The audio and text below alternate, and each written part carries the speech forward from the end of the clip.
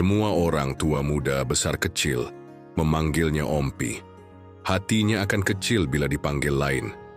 Dan semua orang tak hendak mengecilkan hati orang tua itu. Di waktu mudanya Ompi menjadi clerk di kantor residen, maka sempatlah ia mengumpulkan harta yang lumayan banyaknya. Semenjak istrinya meninggal 12 tahun berselang, perhatiannya tertumpah kepada anak tunggalnya, laki-laki. Mula-mula si anak dinamainya Edward, tapi karena Raja Inggris itu turun takhta karena perempuan, ditukarnya nama Edward jadi Ismail, sesuai dengan nama kerajaan Mesir yang pertama. Ketika tersiar pula kabar bahwa ada seorang Ismail terhukum karena maling dan membunuh, Ompi naik pitam. Nama anaknya seolah ikut tercemar, dan ia merasa terhina. Dan pada suatu hari yang terpilih menurut kepercayaan orang tua-tua, yakin ketika bulan sedang mengambang naik, Ompi mengadakan kenduri. Maka jadilah Ismail menjadi Indra Budiman, namun si anak ketagihan dengan nama yang dicarinya sendiri, Edi. Ompi jadi jengkel. Tapi karena sayang sama anak, ia terima juga nama itu. Asal ditambah di belakangnya dengan Indra Budiman itu. Tak beralih lagi. Namun dalam hati Ompi masih mengangankan suatu tambahan nama lagi di muka nama anaknya yang sekarang. Calon dari nama tambahan itu banyak sekali. Dan salah satunya harus dicapai tanpa peduli kekayaan akan punah. Tapi itu tak dapat dicapai dengan kenduri saja. Masa dan keadaanlah yang menentukan. Ompi yakin masa itu pasti akan datang. Dan ia menunggu dengan hati yang disabar-sabarkan. Pada suatu hari yang gilang gemilang, angan-angannya pasti menjadi kenyataan. Dia yakin itu bahwa Indra Budimannya akan mendapat nama tambahan dokter di muka namanya sekarang. Atau salah satu titel yang mentereng lainnya. Ketika Ompi mulai mengangankan nama tambahan itu, diambilnya kertas dan potlot. Ditulisnya nama anaknya, Dr. Indra Budiman. Dan Ompi merasa bahagia sekali. Ia yakinkan kepada para tetangganya akan cita-citanya yang pasti tercapai itu. Aku lebih merasa berduka cita lagi, karena belum sanggup menghindarkan kemalangan ini. Coba kalau anakku Indra Budiman sudah jadi dokter, si mati ini akan pasti dapat tertolong. Katanya bila ada orang meninggal setelah lama menderita sakit, dan kalau Ompi melihat ada orang membuat rumah, lalu ia berkata, sayang, rumah-rumah orang kita masih kuno arsitekturnya. Coba kalau anakku Indra Budiman sudah menjadi insinyur, pastilah ia akan membantu mereka membuat rumah yang lebih indah. Semenjak Indra Budiman berangkat ke Jakarta, Ompi bertambah yakin bahwa setahun demi setahun segala cita-citanya tercapai pasti. Dan benarlah, ternyata setiap semester Indra Budiman mengirim rapor sekolahnya dengan angka-angka yang baik sekali. Dan setiap tahun ia naik kelas. Hanya dalam tempo 2 tahun Indra Budiman menamatkan pelajarannya di SMA seraya mengantungi ijazah yang berangka baik. Ketika Ompi membaca surat anaknya yang memberitakan kemajuannya itu, air mata Ompi berlinang kegembiraan. Anakku, katanya pada diri sendiri, aku bangga anakku, baik engkau jadi dokter, karena orang lebih banyak memerlukanmu. Dengan begitu kau disegani orang. Perkara uang, mengapa? 3.000? 5.000 akan kukirim anakku, mengapa tidak? Dan semenjak itu, Ompi kurang punya kesabaran oleh kelambatan jalan hari. Seperti calon pengantin yang sedang menunggu hari perkawinan.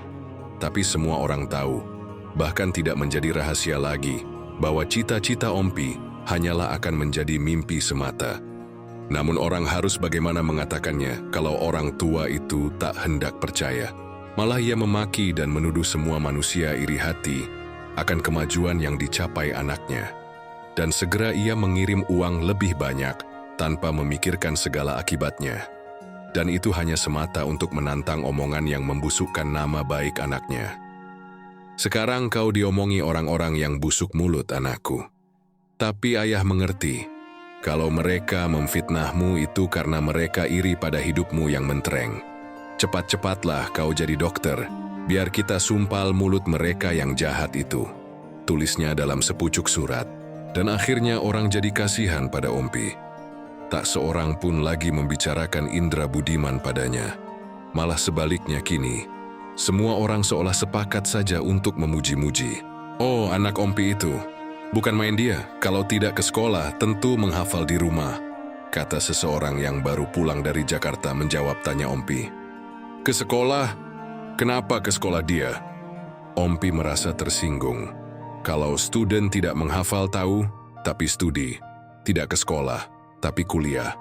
Oh ya Ompi, itulah yang kumaksud. Aku sudah kira Indra Budiman, anakku anak baik. Ia pasti berhasil, aku bangga sekali. Ah, kau datanglah ke rumahku makan siang. Aku potong ayam. Dan oleh perantau pulang lainnya dikatakan kepada Ompi, siapa yang tak kenal dia? Indra Budiman. Seluruh Jakarta kenal, seluruh gadis mengharap cintanya. Lalu Ompi geleng-geleng kepala dengan senyumnya. Bukan main, bukan main. Indra Budiman anakku itu. Ia memang anak tampan, perempuan mana yang tak tergila-gila kepadanya. Hahaha, ah datanglah kau ke rumahku nanti, ada oleh-oleh buatmu. Kemudian kalau Ompi ketemu gadis cantik yang dikenalnya ditegurnya. Hai, kau kenal anakku, student dokter itu, bukan? Nanti kalau ia pulang, aku perkenalkan padamu.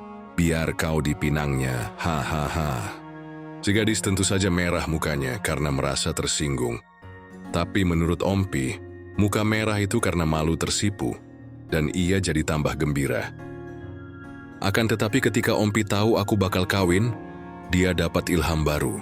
Dia pun merasa pula bahwa Indra Budiman sudah patut ditunangkan. Dan pada sangkanya tentu Indra Budiman akan gembira dan bertambah rajin menuntut ilmu, sebagai imbangan budi baik ayahnya yang tak pernah melupakan segala kebutuhan anaknya. Dan diharapkannya pula kedatangan orang-orang meminang Indra Budimannya. Karena di kampung kami pihak perempuanlah yang datang meminang. Sudah tentu harapan Ompi tinggal harapan saja. Tapi Ompi tak mau mengerti. Sikap keangkuhannya, mudah tersinggung. Dan bencinya bukan kepalang kepada orang-orang tua yang mempunyai anak gadis cantik. Bahkan bukan kepalang meradangnya Ompi jika ia tahu orang-orang mengawinkan anak gadisnya yang cantik tanpa mempedulikan Indra Budiman lebih dulu. Tak masuk akal, orang-orang tak menginginkan anaknya, si calon dokter itu. Lama-lama rasa dendamnya pada mereka bagai membara. Awaslah nanti. Kalau Indra Budimanku sudah menjadi dokter, akan kuludahi mukamu semua. Sombong. Kepada Indra Budiman tak dikatakannya kemarahannya itu. Malah sebaliknya, dikatakannya, banyak sudah orang yang punya gadis cantik datang meminang. Tapi semua telah ditolak. Karena menurut keyakinannya, Indra Budimannya lebih mementingkan studi daripada perempuan. Apalagi seorang student dokter, tentu takkan mau dengan gadis kampungan yang kolot lagi. Pilihlah saja gadis di Jakarta anakku. Gadis yang sederajat dengan titelmu kelak. Penutup suratnya. Celakanya Indra Budiman yang selama ini menyangka bahwa tak mungkin ia dimaui oleh orang kampungnya. Lantas jadi membalik pikirannya. Ia jadi sungguh percaya bahwa sudah banyak orang yang datang melamarnya. Tak teringat olehnya bahwa bohongnya kepada ayahnya selama ini sudah diketahui oleh orang kampungnya. Lupa ia bahwa semua mata orang kampungnya yang tinggal di Jakarta selalu saja mempercermin hidupnya yang bejat. Sejak itu berubahlah letak panggung sandiwara. Jika dulu si anak yang berbohong, si ayah yang percaya, maka kini si ayah yang menipu, si anak yang percaya. Lalu si anak mengharapkan kepada ayahnya supaya dikirimi foto-foto gadis yang dicalonkan. Untuk membuktikan kebenaran suratnya, Ompi mengirimkan foto gadis yang kebetulan ada padanya. Ia tidak peduli apa foto itu gambar dari gadis yang sudah kawin atau bertunangan. Bahkan juga tidak peduli ia apa gadis itu sudah meninggal. Ia kirim terus dengan harapan semoga anaknya tidak berkenan. Dan alangkah gembiranya Ompi, andai kata tidak ada sebuah pun dari foto-foto itu yang berkenan di hati anaknya. Di samping itu ia sadar juga bahwa kepalsuan sandiwaranya sudah tentu akan berakhir juga pada suatu masa. Anaknya pasti lama-lama tahu Dan dengan begitu akan timbul kesulitan lain yang tak mudah diselesaikan. Tapi rupanya Tuhan mengasihi ayah yang sayang kepada anaknya. Persis ketika Ompi kehabisan foto para gadis itu, dengan tiba-tiba saja surat Indra Budiman tak datang lagi. Antara rusuh dan lega, Ompi gelisah juga menanti surat dari anaknya. Layaknya macan lapar yang terkurung menunggu orang memberikan daging. Pasai ia menunggu dikiriminya surat. Ditunggunya beberapa hari, tapi tak datang balasan. Dikiriminya lagi, ditunggunya, juga tak terbalas. Dikirim, ditunggu, selalu tak berbalas. Bulan datang, bulan pergi, Ompi tinggal menunggu terus. Pada suatu hari yang tak baik, dikala Ompi sudah mulai putus asa, datanglah Pak Pos dengan di tangannya segenggam surat. Maka darah Ompi kencang berdebar, gemetar karena ia bahagia. Tetapi alangkah remuknya hati orang tua itu, karena ternyata pengantar surat itu cuman mengantarkan semua surat-suratnya yang dikembalikan. Ia tak percaya bahwa surat-suratnya itu kembali. Ia seperti merasa bermimpi, dan tubuhnya serasa seringan kapas yang melayang ditiup angin. Di balik-baliknya surat itu berulang kali. Lalu dibukanya dan dibacanya satu persatu, dan tahulah ia bahwa semuanya memang surat untuk anaknya yang ia kirimkan dulu. Tapi ia tak meyakininya dengan sungguh-sungguh. Malah ia coba meyakinkan dirinya sendiri bahwa ia sedang bermimpi, dan berdoalah ia kepada Tuhan agar apa yang terjadi adalah memang mimpi. Semenjak itu segalanya jadi tak baik. Ia jatuh sakit, bahkan sampai mengigau. Dan oleh seleranya yang patah, Ompi bertambah menderita jua, lahir dan batin. Kini dalam hidupnya hanya satu hal yang dinantikannya, yaitu surat. Surat dari anaknya, Indra Budimannya. Seluruh hidupnya bagai jadi meredup seperti lampu kemersikan sumbu. Dan ia telentang di ranjangnya, enggan bergerak. Tapi matanya selalu lebar terbuka memandang langit-langit kelambu. Mata itu kian hari semakin jadi besar tampaknya oleh badannya yang kian mengurus. Tapi mata yang lebar itu tiada cemerlang, redup. Akan tetapi setiap sore, di antara jam 4 dan jam 5, Ompi kelihatan seperti orang sakit yang bakal sembuh. Dan ia sanggup berdiri dan melangkah ke pintu depan.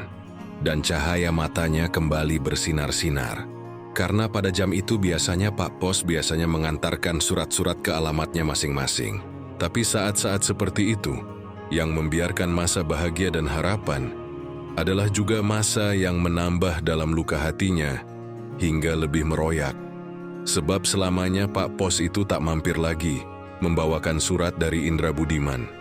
Dan kalau Pak Pos itu telah lewat, tanpa singgah, reduplah lagi mata Ompi. Namun kemalangan itu bertambah lagi, yaitu ketika Ompi jatuh terduduk. Lama orang baru tahu dan memapahnya ke ranjangnya di kamar. Ompi jadi lumpuh dan habislah sejarah Ompi menanti di ambang pintu setiap sore. Ia kini menanti dengan telentang di ranjangnya. Sebuah kaca disuruhnya supaya dipasang pada dinding yang dapat memberi pantulan ke ambang pintu depan, sehingga ia akan serta-merta dapat melihat Pak Pos mengantarkan surat Indra Budiman. Dan semenjak itu, pada setiap jam 4 hingga jam 5 sore, matanya akan menatap ke kaca itu. Hanya di waktu itu saja. Sedangkan di waktu lain, Ompi seolah tak peduli pada segalanya. Kami tak pernah lagi memanggil dokter setelah 3 kali ia datang. Karena kedatangan dokter hanya akan memperdalam luka hatinya saja. Kehadiran dokter itu menimbulkan risau hatinya karena ingat pada Indra Budiman yang bakal jadi dokter, tapi tak pernah lagi mengiriminya surat. Kedatangan seorang dokter dipandangnya sebagai suatu sindiran, bahwa anaknya masih juga belum berhasil menjadikan cita-citanya tercapai. Ketika terakhir aku menemui dokter yang sudah enggan datang, dokter hanya menggelengkan kepala saja. Aku tak mampu mengobatinya lagi. Carilah dokter lain saja, atau bawa ia ke rumah sakit. Kalau semua tak mungkin, jangan tinggalkan dia sendirian. Bila perlu, meski dengan resiko besar, bangunkanlah kembali mahligai angan-angannya. Semenjak itu aku menyediakan diriku selalu dekat Ompi. Aku sadar bahwa tiada harapan lagi buatnya hidup lebih lama. Itulah sebabnya tak kusampaikan kepadanya bahwa hari perkawinanku sudah berlangsung, karena aku takut berita itu akan menambah dalam penderitaannya. Di samping itu, secara samar-samar, aku elus terus harapannya yang indah bila Indra Budiman kembali. Kukarang cerita masa lalu dan angan-angan masa depan yang menyenangkan. Kuceritakan dengan hati yang kecut. Ku pun tahu, tidak ada gunanya semua. Hanya satu yang dikehendakinya. Surat dari Indra Budiman. Surat yang mengatakan bahwa ia sudah lulus dan telah mendapat titel dokternya. Kadang-kadang terniat olehku hendak menulis sendiri surat itu. Tapi aku selamanya bimbang, malahan takut kalau permainan itu akan berakibat yang lebih fatal. Maka tak pernah aku coba menulisnya. Pada suatu hari terjadilah apa yang kuduga bakal terjadi, tapi tak kuharapkan berlangsungnya. Kulihat Pak Pos memasuki halaman rumah Ompi. Hari waktu itu jam 11 siang. Aku tahu itu pastilah bukan surat yang dibawanya, melainkan sepucuk telegram. Dan pada telegram itu pastilah bertengger saat-saat kritis sekali. Tergesa-gesa aku menyongsong Pak Pos itu ke ambang pintu. Maksudku hendak membuka telegram itu untuk mengetahui isinya lebih dulu. Dan jika perlu akan kuubah isinya, agar terelakkan saat-saat yang menyeramkan. Akan tetapi semua kejadian datang dengan serba tiba-tiba, hingga gagallah rencanaku. Tak sempat aku membuka surat itu. Karena di luar segala dugaanku, Ompi yang sudah lumpuh selama ini, telah berada saja di belakangku. Sesaat ketika aku menerima dan menandatangani resi telegram itu, gemetar kaki Ompi mendukung tubuhnya yang kisut. Tangannya berpegang pada sandaran kursi. Dan aku kehilangan kepercayaan pada pandangan mataku sendiri. Kekuatan apakah yang menyebabkan Ompi bisa berdiri dan bahkan berjalan itu? Aku tak tahu. Bukalah. Bacakan segera isinya. Ompi berkata seperti ia memerintah orang-orang di waktu mudanya dulu. Aku sobek sampul yang kuning muda itu dengan tangan yang menggigil. Sekilas saja tahulah aku bahwa saat yang paling kritis sudah sampai di puncaknya. Indra Budiman dikabarkan sudah meninggal. Telegram dari anakku, apa katanya? Pulanglah dia membawa titel dokternya. Ompi bertanya dengan suara yang mendesis tapi terburu-buru berdesakan keluar. Tak tahulah aku apa yang harus kukatakan. Dan kuharapkan sebuah keajaiban yang diberikan Tuhan untuk membebaskan aku dari siksa ini. Tapi keajaiban tidak juga datang. Aku mengangguk. Sedang dalam hatiku berteriak, terjadilah apa yang akan terjadi. Ompi terduduk di kursi, matanya cemerlang memandang. Tangannya diulurkannya kepadaku meminta telegram itu. Aku merasa ngeri memberikannya. Tapi aku tak bisa berbuat lain. Telegram itu kusodorkan ke tangannya. Telegram itu digenggamnya erat, lalu didekapkan ke dadanya. Datang juga apa yang kunantikan, katanya. Sepi begitu menekan, sehingga aku dapat mendengar denyut jantungku sendiri. Ah, tidak. Aku takkan membaca telegram ini. Aku takut kegembiraanku akan meledakkan hatiku. Kau bacakan buatku. Bacakan pelan-pelan. Biar sepatah demi sepatah bisa menjalari segala saraf-sarafku, kata Ompi dengan terputus-putus. Dalam kegugupan kususun sebuah taruhan jiwa dan sesalam bagi selama hidupku. Akan kukarang kisah yang menyenangkan hatinya. Tapi telegram itu tak diberikannya padaku. Masih terletak pada dekapan dadanya. Sedangkan bibirnya membariskan senyum, serta matanya menyinarkan cahaya yang cemerlang. Tak usah dibacakan, takkan sanggup aku mendengarnya. Aku akan mati lemas oleh kebahagiaan yang datang bergulung ini. Aku mau sehat, mau kuat dulu. Sehingga ledakan kegembiraan ini tak membunuhku. Panggilkan dokter, panggilkan. Biar aku jadi segar bugar pada waktu anakku, Dr. Indra Budiman, datang. Pergilah, panggilkan dokter, kata Ompi dengan gembira. Dan telegram itu dibawa ke bibirnya. Diciumnya dengan mesra. Lama diciumnya seraya matanya memicing, selama tangannya sampai terkulai dan matanya terbuka setelah kehilangan cahaya. dan telegram itu jatuh dan terkapar di pangkuannya.